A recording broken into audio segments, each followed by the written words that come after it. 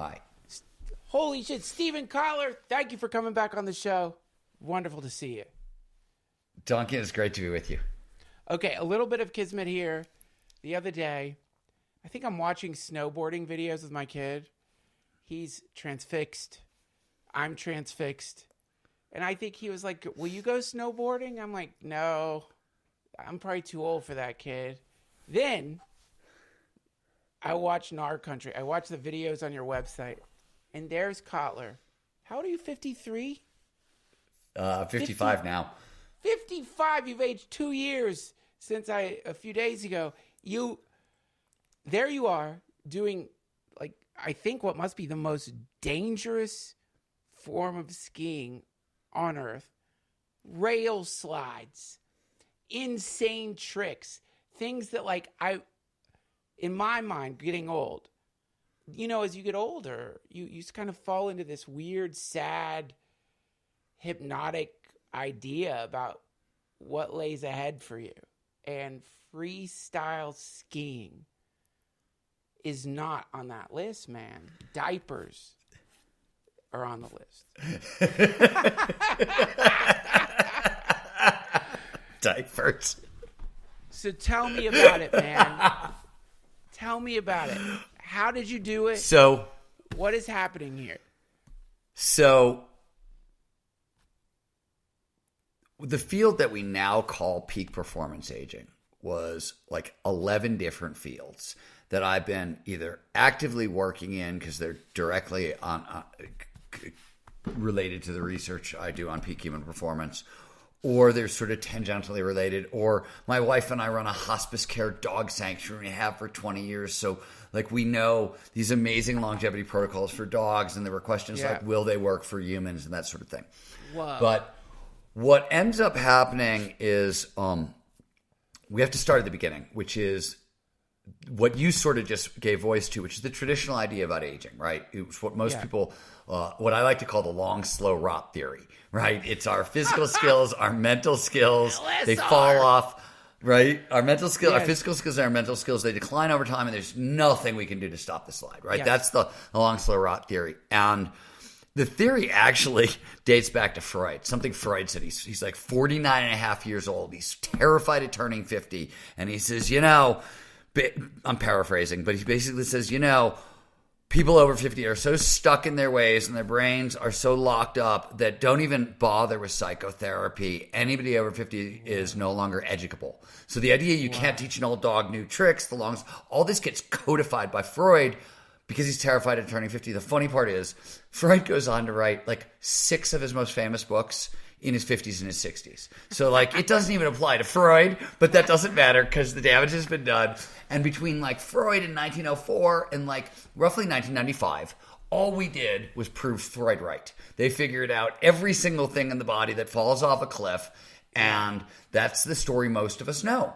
And it turns out, starting in about 1995, holes start popping up in this story. And first it's one, and then it's another, and then it's another. And suddenly we arrive where we are today, which is with the new idea, which is all the skills we used to think decline over time. They do decline over time, but we now know they're all use it or lose it skills. So if you never stop using them, you can hang on to them, even advance them far later than anybody thought possible.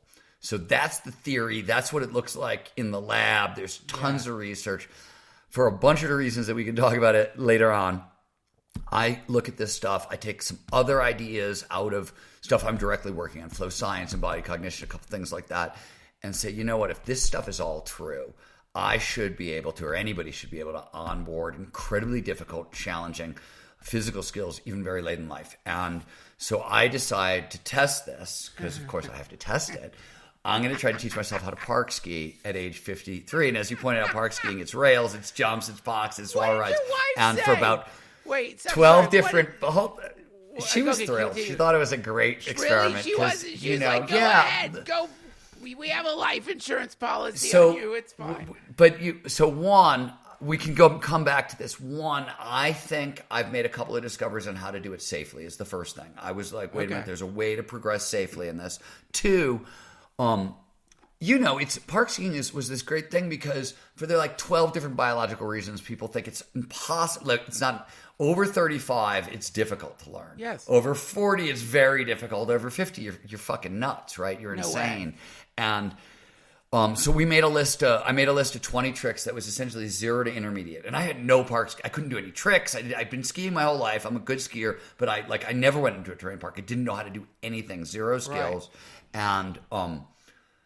And also worth pointing out, I'm not a naturally gifted athlete. I've been around professional athletes. I come from a family of some gifted athletes. I've seen what it looks like up close. Yeah. I'm not that. It takes me a very long time to learn athletic skills. So I make this list of 20 tricks that covers 0 to intermediate.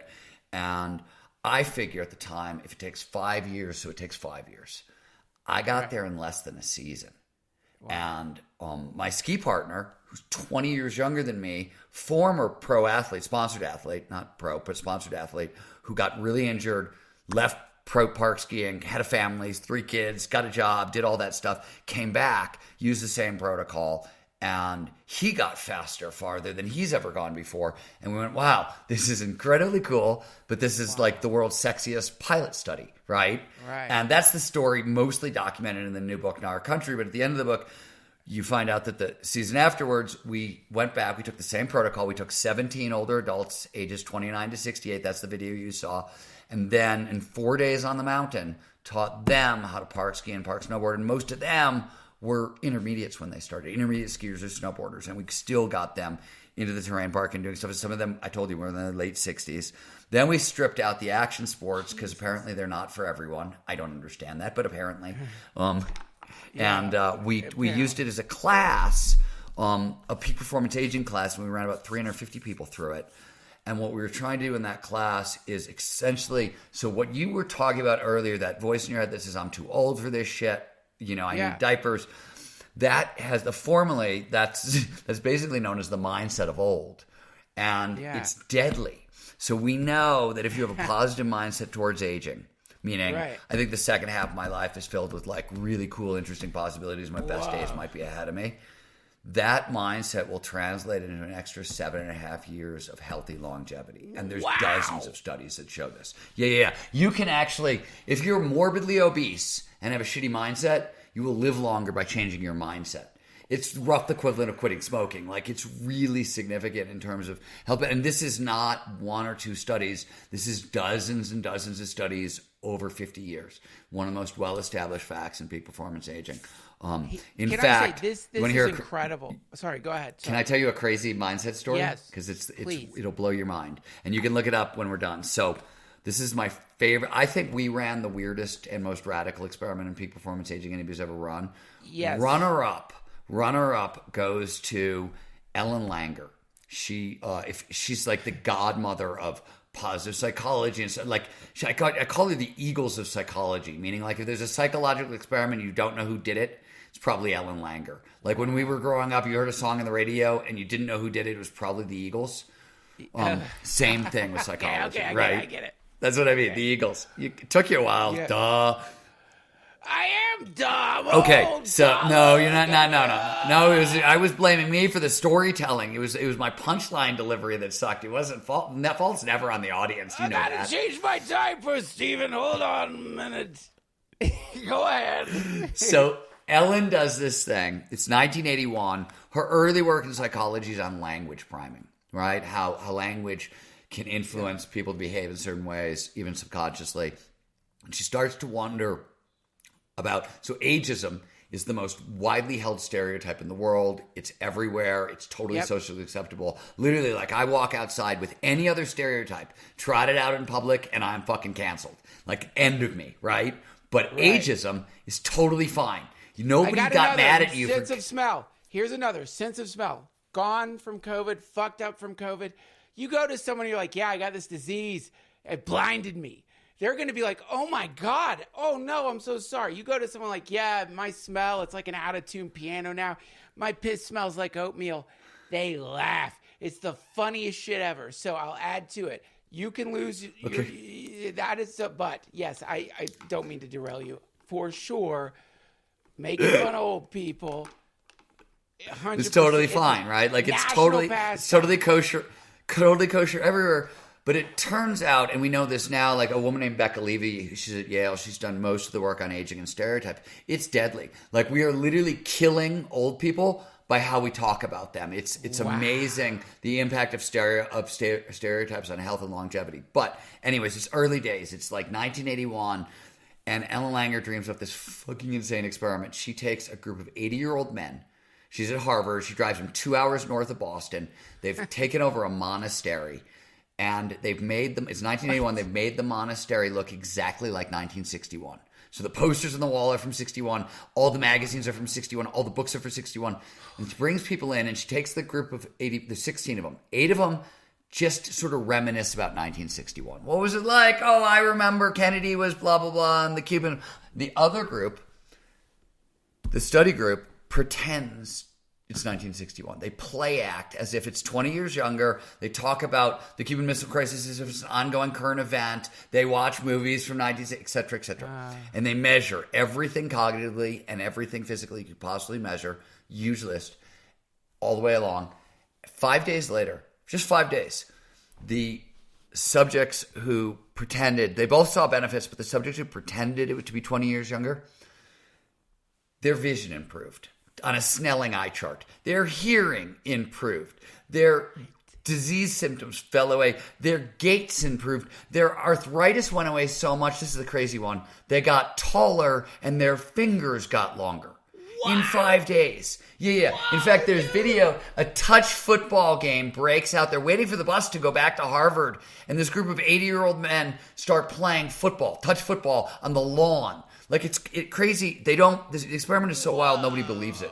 So they redo it 3 different times for 3 different TV shows in Europe. 3 different networks in Europe redo the experiment for TV shows. They still don't believe it's possible, so they redo it again in 2019 with all full modern data gathering. And my point is, and this is Ellen's point, aging is as much a mental event as a physical process. Wow. And so a lot of the biggest interventions that we can do for peak performance aging are psychological, not physical, which is very counterintuitive. Like most people, when they want to take care of themselves, they're getting older, they're changing their diet and things like that. And exercise is usually important. Human growth hormone, testosterone, supplements, steroids. It's all this. And I'm not, and those are, so let me give you, this is what's funny about it. If I were to give you peak performance aging in a sentence, this is the sentence. If you want to rock till you drop, you want to regularly engage in challenging, creative, social activities that demand dynamic, deliberate play. And I'll talk about what the word dynamic means in a second, and take place in novel outdoor environments. But the point I want to make on that is you didn't hear supplements, you didn't hear diet, you didn't hear all the long list of stuff you just trotted out. None of it is on the list. Why dynamic? Outdoor? So let me walk you. So let me start with dynamic and walk you through that. Okay. Dynamic is. So I said there are a bunch of use it or lose it skills. On the physical side, you need to train, and we know exactly how long you're supposed to train each of these as we age: strength, stamina, flexibility, balance, and agility on a regular basis. Okay. Dynamic is one word that means all 5 of those things. So skiing. Tennis. These are dynamic activities. What does that mean? Right. It means they need strength, stamina, agility, balance, and flexibility. That's what they mean. Dynamic, deliberate play is the opposite. Deliberate practice is like repetition with incremental advancement. Deliberate play is repetition with improvisation. And it's just way more fun. There's less shame. There's less self-consciousness. And it produces far better learning. And lifelong learning is what we're after here. Novel outdoor environments. So why do you want this in novel outdoor environments? So if you want to preserve brain function, you want to birth new neurons. You want new neurons, new neurogenesis, and you want them to form new neural networks. So we know specifically that this is why, so you have something called cognitive reserve. It's what protects you against cognitive decline, Alzheimer's, dementia. People with high cognitive reserve, you can even have Alzheimer's, they autopsy your brain upon death. It's filled with tangles and plaques. If you've got a big cognitive reserve, you won't show any symptoms. And this is one of the findings that goes back to the 90s. And we can talk about why, but really, and if you want to build up cognitive reserve, this is why you need lifelong learning. So you want lifelong learning because it produces cognitive reserve. What is that? What am I talking about? Lifelong learning is I want expertise and wisdom. Those are the two things that matter. Expertise is sort of all the stuff we learn consciously. Wisdom is often the stuff we learn unconsciously, but those aren't good definitions. Here's what you need to know. The part of the brain that is most vulnerable to cognitive decline, Alzheimer's, dementia, to prefrontal cortex, parts right behind your forehead, right? It's the newest part of the brain from an evolutionary perspective, so it's the most vulnerable. The stuff that's deep in the brain stem and whatever, age doesn't touch it at all. It's the new stuff that's really vulnerable. So when we have expertise and wisdom, what those things are really diffuse networks of neurons in the prefrontal cortex, and they're very redundant. Expertise, one of the properties of the brain is redundancy. Like, you never just learn one way to do something, you learn 6 or 7, and so you have these backup networks running through the entire prefrontal cortex that protects the brain. So to maximize lifelong learning, to maximize these new networks, to maximize neurogenesis, you have to ask a simple question, which is, okay, if I need new neurons to protect my brain, where are they born in the brain? Like, where do I get them? Where do they come from, right? So it turns out the adult brain will produce like 700 new neurons every day, even until like basically you die. But they come out of a place in the brain known as the hippocampus. The hippocampus does 2 things. It does long-term memory and it does location. It's filled with like place cells and grid cells. Why? We evolved as hunter-gatherers. Whoa. So the brain is designed to remember exactly where you were when you had emotionally charged experiences in novel outdoor environments. Why? Where's the ripe fruit tree? Okay, I got to remember that next spring when I'm looking for food. Where did I get attacked by that tiger? Okay, I don't ever want to go back there. Where was that watering hole? Yeah. That's survival, right? So the brain is designed to specifically remember that. So I always say that peak performance is getting our biology to work for us rather than against us. Peak performance aging is the same thing. It's getting your biology to work for you rather than against you. It's applied to the challenges and opportunities of aging. So all these new neurons are showing up in the part of the brain that is designed for map making and path finding. So if you're getting these experiences, you're doing your learning in novel outdoor environments, that's what the brain was designed to remember. So you're using the system exactly like it was built for. And so what you end up with is more neurogenesis, more new neurons, and more robust neural networks. You know what you've discovered here, Stephen? You know what you've discovered? You've discovered that outdoor sex will heal the brain because it fits in. It's a physical activity. It's physical. It's dynamic. It's dynamic. You can be very playful. You can be very playful. Bring peanut butter. No, you're right. You've been hanging out with dogs too long. That'd be right. It was the first thing that popped into my mind. Listen, whatever floats your boat. And this is what you're saying is incredible. Like you're saying, it's like we have this like an aspect of our brain that is being underutilized compared to what we needed it for, right? We have our GPS, we've got our technology. We don't need to know where anything is anymore. And most of us are stuck in a pattern where we're definitely not going to novel outdoor environments. We're going from point A to point B, point A to point B. And so you're saying it's sort of like we have these. And by the way, there's new apps now. I just saw this. There's an app now that will, so let's say you got to go to the store, make you a map based on greenery. So I got to go to the store. It will give you a novel environment that maximizes your exposure to trees. Wow. So there does seem to be some benefit to technology after all.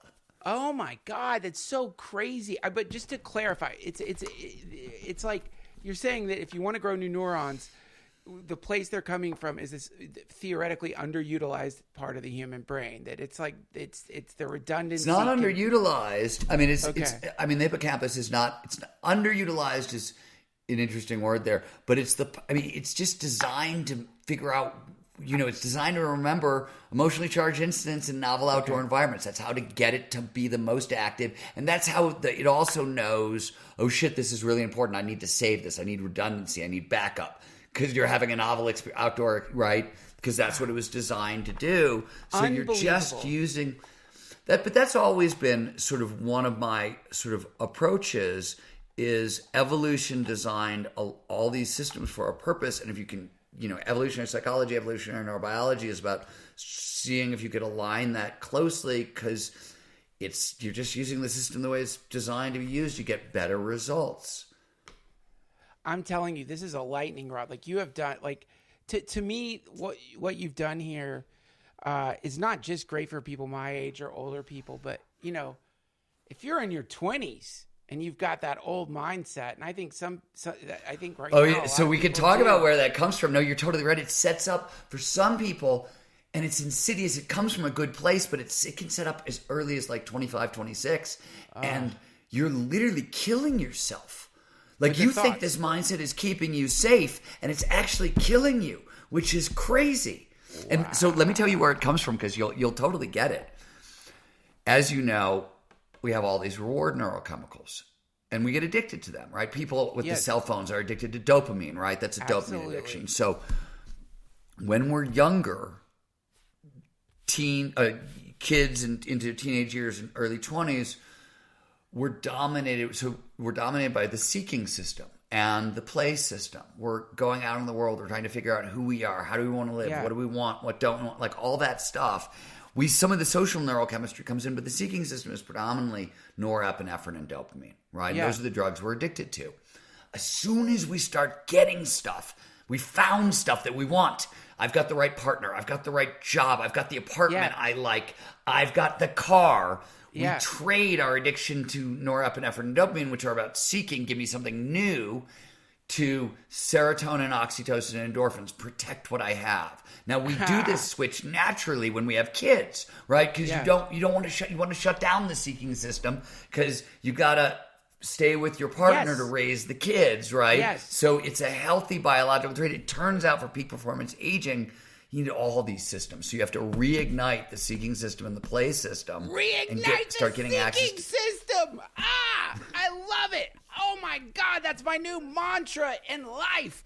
Thank you. Hare Krishna, no more. Reignite the seeking system. That's reignite the seeking system. Oh my Steven God, that's giving me goosebumps. It's, you know, I've got a 2-year-old, a 4-year-old, and a baby on the way. So you are describing to me my life, but from a neurological perspective, which I didn't even realize.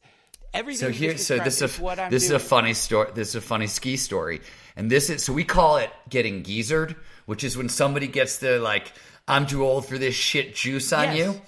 So halfway through my ski season, in the Gnar season, I decide that I've got the wrong skis. That I don't weigh enough. I can't bend my skis, so I'm talking to other people about their skis, and in these parking lots, and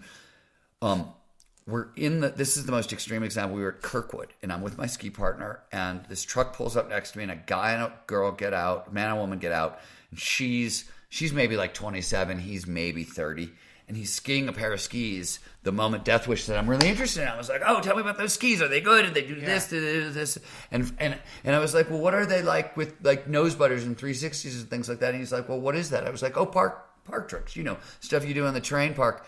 His girlfriend jumps out of the cab, turns to me with the most anger I've ever seen, and she's like, we are too old for that shit.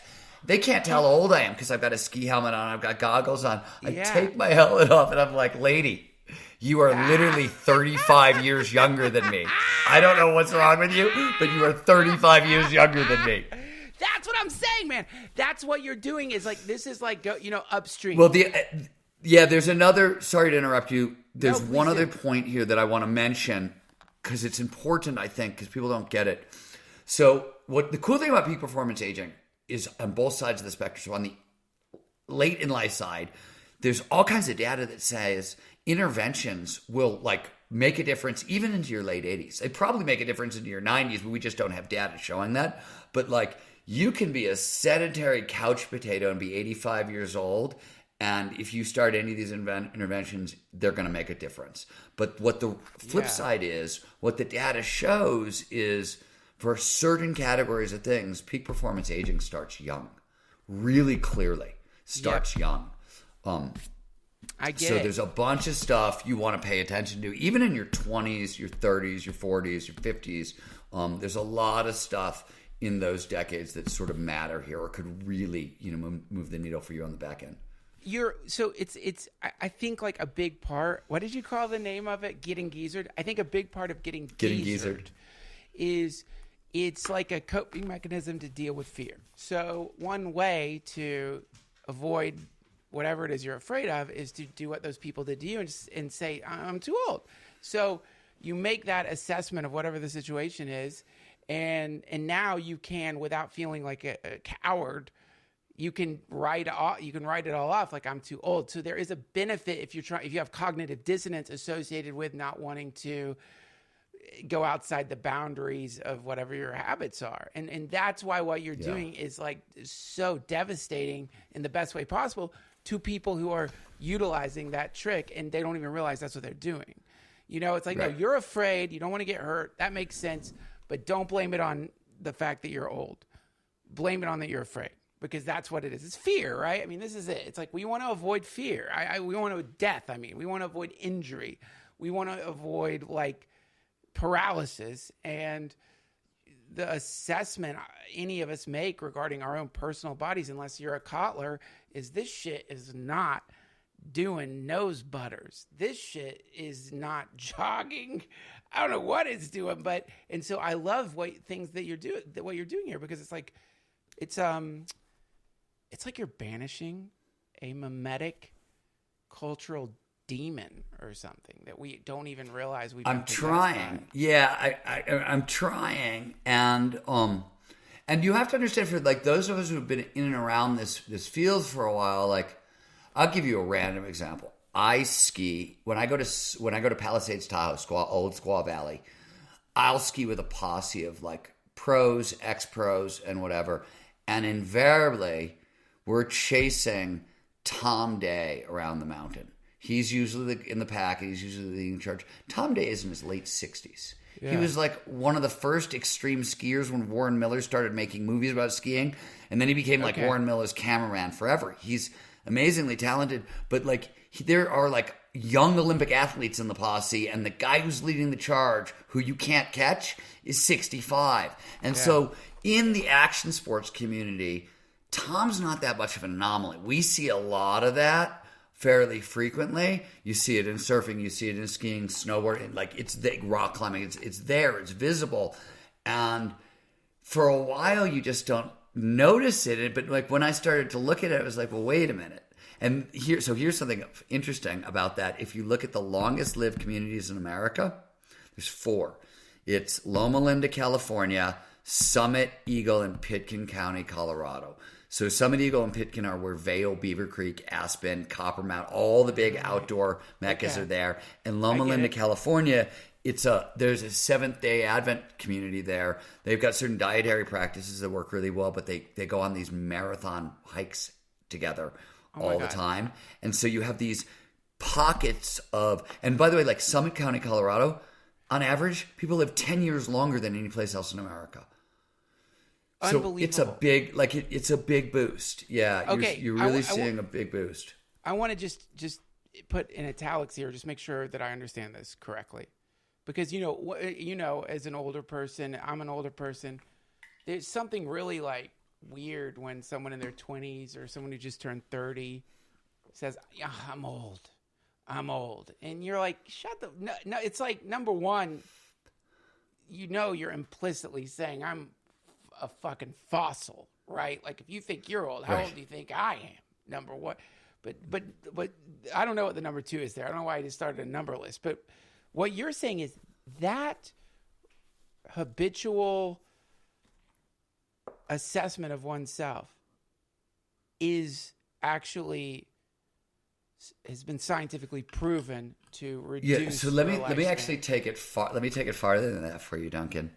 So not only is the idea that the old dog can't learn new tricks false, it turns out that old dogs are actually better at whole new types of learning and thinking than young dogs.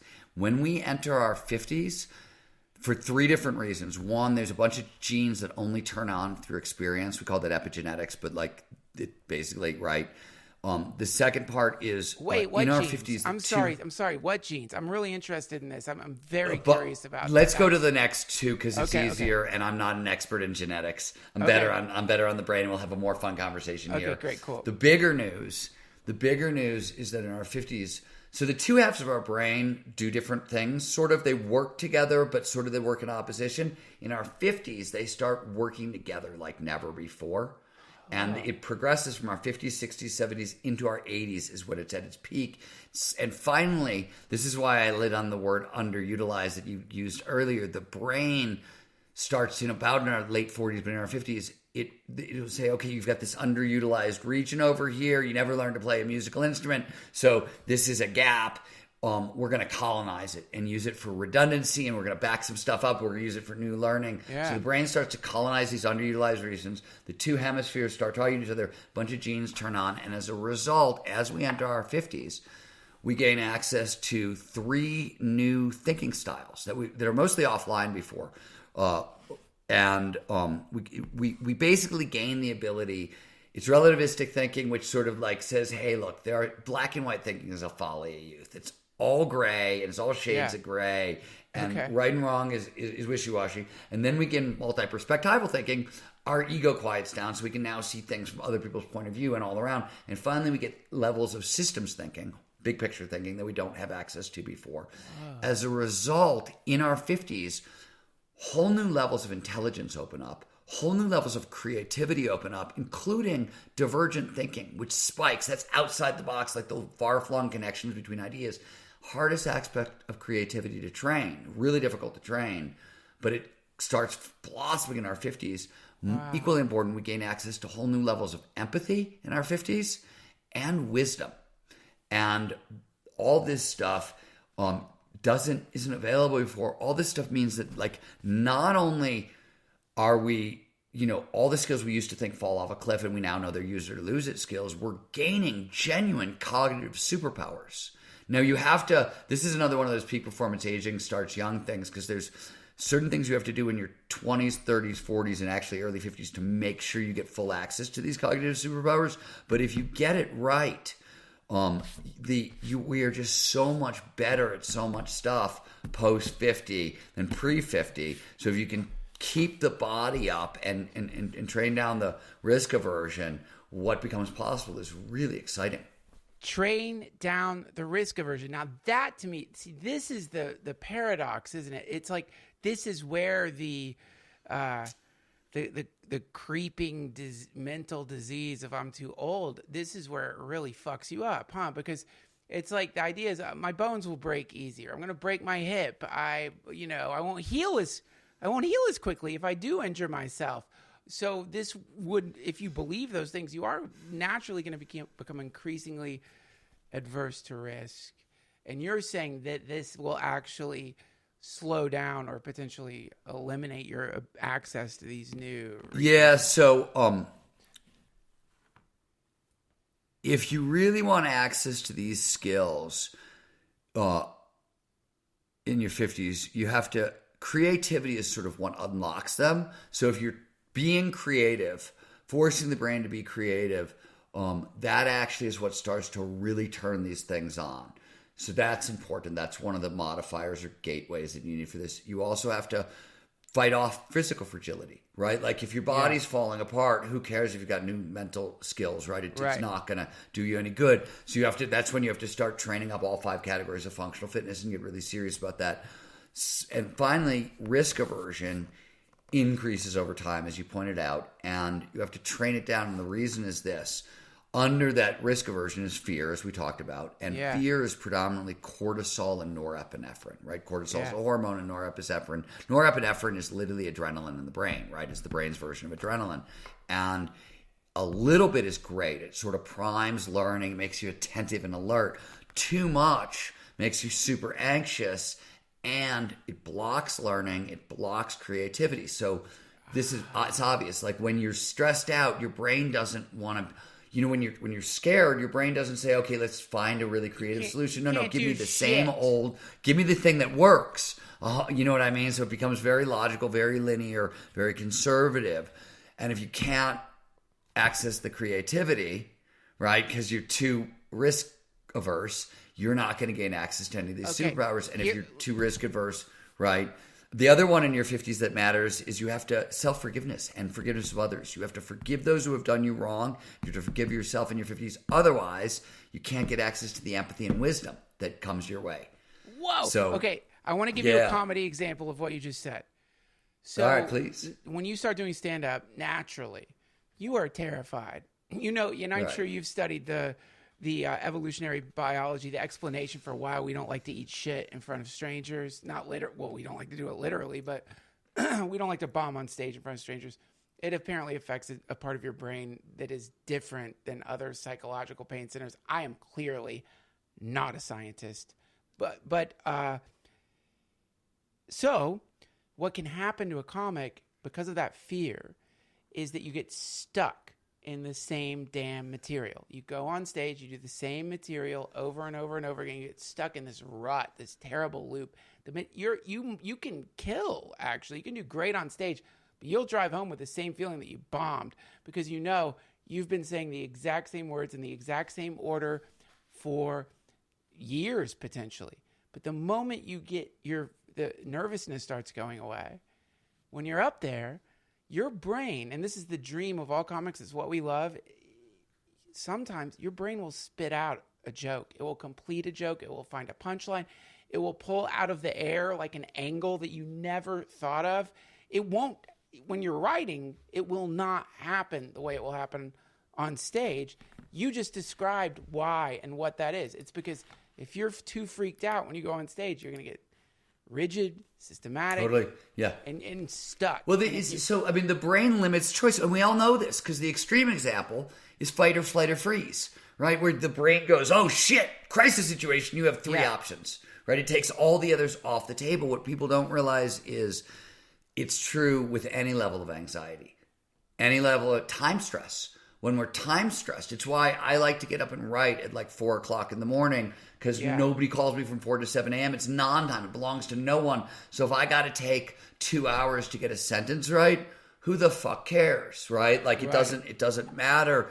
And the opposite, time stress, there's no way I'm going to get that. I'm going to have access to the same level of creativity. It won't work in the middle of the day. Stephen, this is you've been on the podcast before, and you have changed my life. You're doing it now. Anytime we talk, my life improves.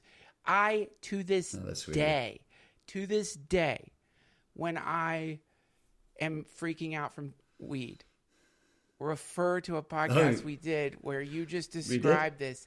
I hear your voice. Do you know that? Like when I'm about to like go down the hell tunnel the paranoid rabbit hole. I hear your voice like Obi-Wan Kenobi. I'm like, maybe talking you down. Maybe these problems, like, you're like, okay, it's your amygdala, it's cortisol, it's presenting problems to you that maybe you need to deal with. But if you just wait a little bit, some of that stress chemical will reduce. But if you obsess on what it's presenting, it's going to amplify.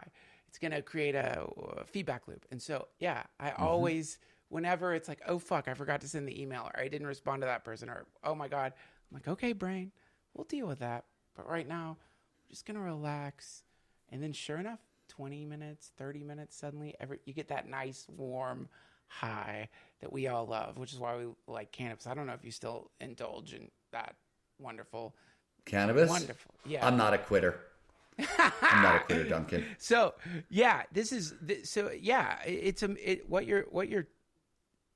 what you're doing here is really perfect for people like me. I mean, and with the pandemic, Stephen, it's like if anything triggered our amygdalas, if anything created fight, flight, freeze. I mean, you could literally go through Twitter and analyze tweets. That's a fight tweet.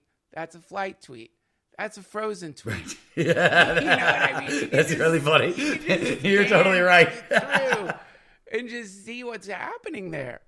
And it's it's because we all just went through this bullshit, and I think we've left it, but we're still scared. Our risk aversion is so high right now, and the implications for society if creative people, if philosophers, if scientists have managed to get into a trauma state from the pandemic, it's bad news, man. We're not going to get the innovation. We're not going to get the you're right about that. And the other thing is that there are 9 known causes of aging, We get older for 9 reasons, but the thing they all have in common is inflammation. That's the root cause of all of them. And inflammation is always tied to stress. It's always tied to stress, right? This is one of the reasons Ellen Langer says aging is much a mental event as a physical process. Aging is tied to stress.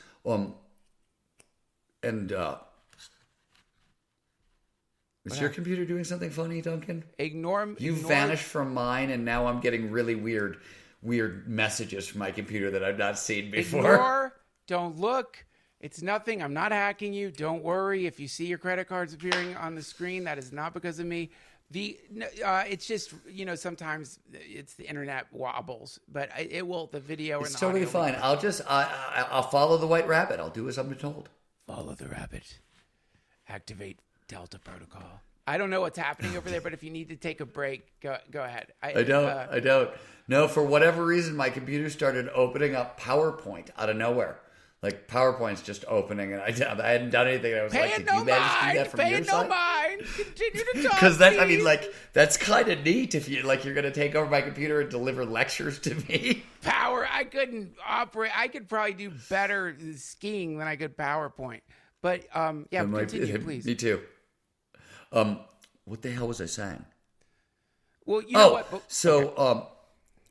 What I was saying is there are 9 known causes of aging. They're all tied to inflammation, which is all tied to stress. And now we're first of all, in modern society, we're hyper vigilant in general. The pandemic has made it worse, and it's interesting. The long-term effects are considerable because these are the very things that age us the most. Right. This is, it's like the old cliche in like cheesy old movies. You look at the vampire and your hair turns white. It's like, that's the metaphor. It's like the vampire in this case is like you're staring at this like life-sucking idea of your future that is not real. And so you age. That's when you get the stress wrinkles. That's when you get the tremors. That's when you get all this stuff. Why wouldn't you? You're freaking out. And that was one of the reasons I thought. We talk about like a Gnar style. Gnar, by the way, if anybody doesn't know, is action sports slang. I lame to act. Okay, it's what is action Gnar? Sports slang. It's short for gnarly, and it's defined as any situation that's high in perceived risk and high in actual risk, which, as it turns out, is a great description of our later years. High in perceived risk, high in actual risk. So Gnar Country, right, is a phenomenon. And it turns out also that Gnar Country is also sort of a good descriptor of like the gritty mindset you need to thrive in your later years too. Yeah. So that's where the title came from. But we talk about, we at the Flow Research Collective, when we're training people in this stuff, we talk about sort of a Gnar style adventure. I'm not saying you should go out and learn to park ski, but one of the things I will tell you is, I'm me, right? I did all the work, I read all this stuff. There was like residual. The mindset of old is sneaky. Like it gets in there at like deep levels that you don't even notice. And one of the things that I found is, like halfway through my ski season, it didn't matter what I thought about the second half of my life, because once I started learning how to do a nose butter 360, you know what I mean? Like whatever I thought was possible the second half of my life was out the freaking window because it was just got exploded by what I'm doing in the real world. That was the weirdest thing about it, going after this kind of quest, is like, I thought it was going to take 5 years if it was going to be possible at all. Almost everybody else thought it was impossible. Even my friends who were pro athletes would hear about it and be like, well, how many bones have you broken so far? Like they just didn't believe you could do it safely without killing yourself or anything else. And, we just found a way to do it safely. You are the psychological equivalent of that doctor who cured ulcers, but to get the ulcers, he had to give himself ulcers to make himself the lab rat to cure the ulcers. Yeah. Totally. You know what I mean? What is his name? Yeah, no. I mean, Duncan, with all the peak performance stuff I've done over the years, I'm usually the first lab rat. I just don't ever talk about it because I don't believe if it works for me, I don't trust that it's going to work for you. Most other people are like, oh, it worked for me, it's going to work for you. And I'm like, no. There's a lot of psychology that says that's not true. There's a lot of stuff that says that's not going to be the case. So I just never talk about my experiments on the front end because I don't, like, I know enough science to know that they don't mean it. I'm just proving it to myself. Right. And then I have to go figure out if it's going to work for other people and do all that stuff.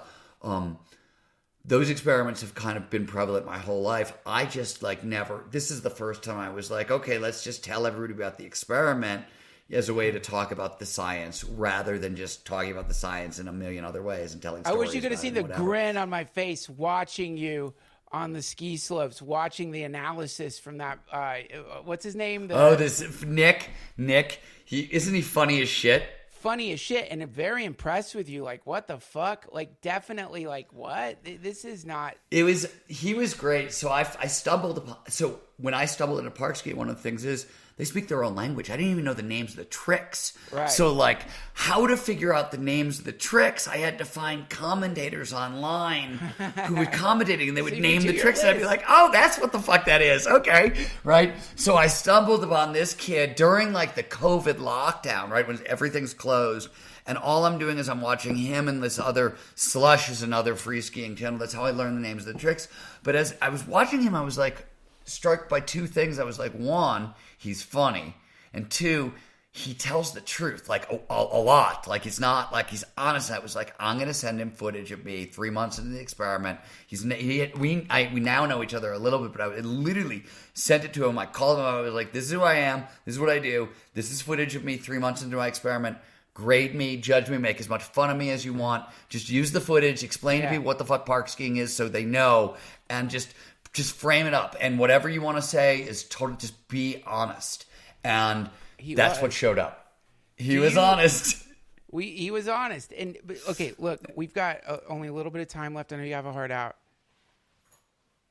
I've been reading about there's a new movement in the world right now. The movement is go outside. It doesn't seem like that original movement, but relative to the world that we're in right now, it's a kind of unplug, get out there, pull yourself away from the dopamine addiction of your phone. Do you consider yourself part of that movement? I think you are. Do you see yourself in what you're doing? Well, so the thing you have to understand is I like technology, and as a writer, I've covered technology. I mean, I worked for Wired. I covered this stuff. But as far as personal technology goes, I've never been suckered in by it. So I have very little of it in my life, and I've never not gone outside. I'm outside. I mean, ever since I got a dog, I'm at least outside a couple hours a day just walking my dogs. Right. But I don't live in cities. I live in the country. So for me, I never had to be told to put down my phone. I'm the guy in the airport who's not looking at his phone, who's looking at all you motherfuckers looking at your phone going, what is wrong with you people? Don't you have books? It's so strange to me. And I will say, you should have her on the podcast because she's lovely. My dear friend, Catherine Price, who wrote a great book called How to Divorce Your Phone and is probably the world's leading expert on that right now. Yes. Yeah, she's awesome. Please. Happily. You'll love her. Let me make a note of that. Duncan. Thank you. I appreciate it, Stephen. I mean, God knows how to Divorce Your Phone. How many? No, it's a great little book she wrote, and it's really so for older adults, for anybody with sort of the mindset of older, anybody over 50, there's 7 or 8 or 9 or 10 or 11 or 12 reasons you really want to put down your phone. There's a lot of, there's a bunch of stuff. So there's a bunch of stuff that cell phones make a lot worse that are already issues for people over 50. And so literally these are the stuff that you need to be training up, and your cell phone is training them in the other direction. Yeah. Totally. So there's a bunch of you really want to be putting down that phone. And in the course that we spun out of this, the Peak Performance Aging course, it's based on Catherine's work and some other stuff. It's one of the things that we ask people to do for the duration of the course.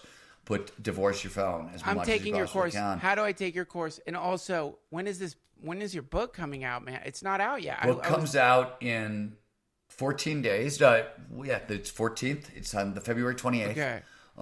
Is when the book drops.